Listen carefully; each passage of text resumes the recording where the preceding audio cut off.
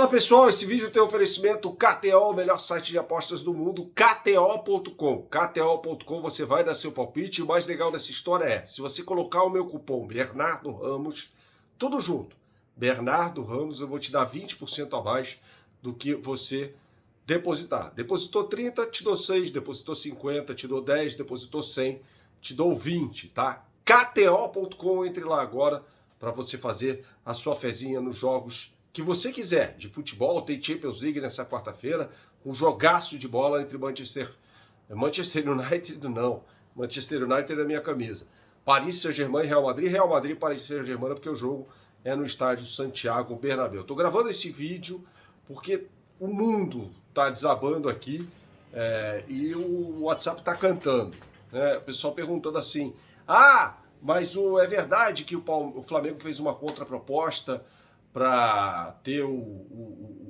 para ceder o Pedro? Não, eu posso garantir a você que não. Se aparecerem nesta semana Patrick de Paula e Gabriel Menino em troca de Pedro mais 25 milhões, você pode me cancelar, tá? Eu tô falando sério. Não existe isso, galera. Não existe isso. Não existe Patrick de Paula mais Gabriel Menino, mais 20 milhões, 25 milhões por Pedro. O Flamengo recusou mais uma oferta, não houve nem proposta, tá? O Palmeiras ofereceu 2 jogadores, mais o Pedro, e o Flamengo não fez contraproposta nenhuma. O Flamengo simplesmente não aceita negociar o Pedro, que por sinal pode estar na lista do Tite para os 2 últimos jogos do Brasil nas eliminatórias para a Copa do Mundo, tá? Contra Chile e Bolívia, né? Então, não existe, tá? Confiem, pode confiar, eu garanto a você. Não existe contraproposta nenhuma do Flamengo para ceder. Esse negócio, se rolar, não vai ser nessas bases, tá? O futuro eu não sei o que pode acontecer, mas essa negociação não existe. Fiz uma ótima live com o Fabrício Kika, do Mundo na Bola, do canal, espetacular, na noite desta terça-feira, e ele falou da importância do Pedro para o Flamengo, e você vai ouvir agora. Fala aqui, cara. Mas, cara, por que o Pedro não está jogando bem, hein, cara? Porque, assim, o Paulo Souza adora um centroavante, né? Ele teve o melhor trabalho dele, na minha opinião, o Kalinic, né, que hoje está no Verona. O Verona está fazendo uma grande campanha no Campeonato Italiano, que era um centroavante mesmo de área. Na seleção da Polônia eram 2, né? O Milik, do Olympique de Marselha, e o Lewandowski, que hoje meteu 3 no Red Bull Salzburg, né? Foi 7-1 o jogo. O que está acontecendo, cara? Não engrena? Não vai rolar? Tipo, é melhor negociar? Qual a história do Pedro? Não, negociar não pode. Não pode porque vai jogar.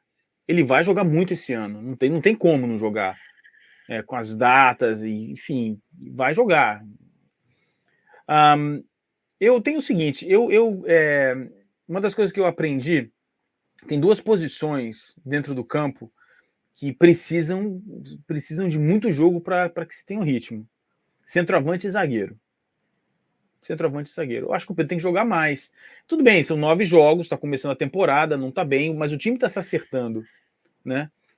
A questão uma das coisas que levou o torcedor do Flamengo a acreditar que o Pedro pudesse talvez ser titular ou que jogasse ao lado do Gabigol foi uma sequência de jogos que ele teve, não me lembro se com o Domenech ou com o Rogério Ceni, que ele estava sempre no lugar certo, na hora certa para colocar a bola para dentro. E a questão do posicionamento dele era espetacular, o posicionamento do Pedro. Hoje ele já não tem mais isso, mas o posicionamento do Pedro não está funcionando é porque ele não está entendendo, eu imagino, não desaprendeu a jogar. Eu imagino que ele não está entendendo ainda qual é a dinâmica do time. Ele não está entendendo porque o time não tem uma dinâmica ainda. Ofensivamente, o time não está funcionando. Funcionou contra o Botafogo. O funcionamento do time contra o Botafogo não foi de progressão, é o que eu falo, triangulações em progressão. Não foi isso. O time do Flamengo funcionou contra o Botafogo porque fez uma pressão boa e o time do Botafogo é péssimo. Péssimo. Não conseguiu sair jogando. Então fez pressão, criou várias jogadas e aí ficou perto do gol. Eu acho que falta ao Pedro isso. Eu não sei se ele está fora de forma, não me parece estar fora de forma.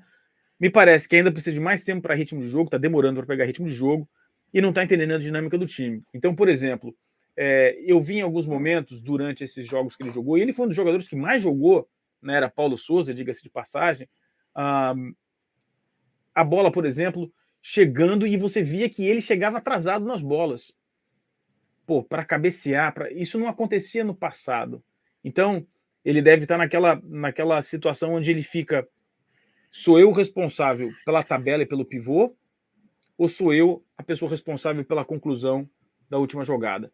E isso, apesar dele não ter começado o jogo contra o Vasco da Gama, viu-se no Flamengo. Porque o jogo do Flamengo começou com o Bruno Henrique de centroavante. Ele foi lá centralizado, era o homem centralizado. Eu fiquei olhando, eu fiz o meu scout e eu fiz o meu mapa de calor com os toques de bola, não com a movimentação. A gente, infelizmente, não tem acesso ao GPS dos jogadores, então a gente não consegue fazer o mapa de movimentação, a gente só faz o mapa de toque de bola. Então eu fiz o mapa de toque de bola e o time do Flamengo estava o Arrascaeta pela esquerda, o Gabigol pela direita e o Bruno Henrique centralizado até os 19 minutos do primeiro tempo. Peguei aqui porque eu anotei tudo.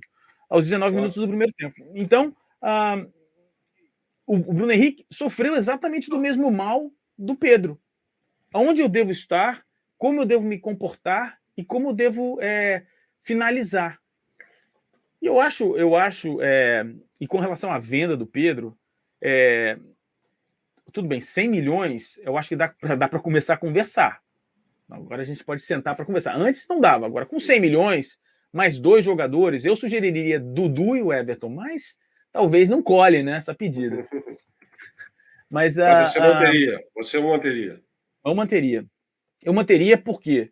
Por 2 razões. A primeira razão porque eu acho que é um grande jogador e eu acho que pode ser vendido por mais do que 20 milhões no futuro. Milhões de euros.